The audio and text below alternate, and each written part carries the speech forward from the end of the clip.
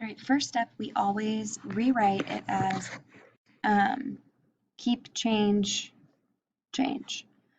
So we're going to rewrite it as addition as 2.1. We change subtraction to addition, and then the opposite of 3 and 9/10 is negative 3 and 9/10. Now they're the same sign. We ignore this one now. So these are the same sign. They both have a negative. And so now we add those. 9 plus 1, sometimes it's easier to write it up and down, but 9 plus 1 is 10, so you'd have to carry the 1. And then we have 4, 5. Oh, I wrote the problem down wrong. Just kidding. This is 5. This is 6. So we have 6.0.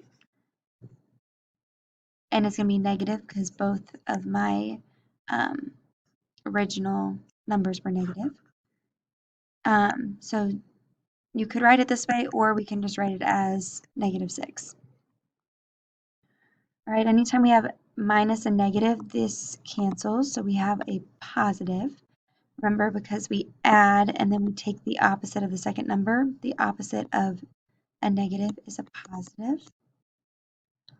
So we have negative 8.8 plus 8.8. These are different signs, so we are going to subtract 8.8 minus 8.8 gives us 0, so my answer is 0. All right, now we have keep the first, change from subtraction to addition, and the opposite of a negative is a positive.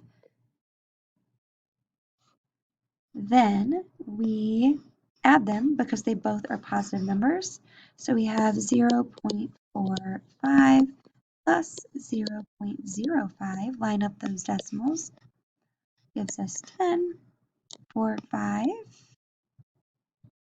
And then my answer is positive 0.5. Or you could also have 0.050.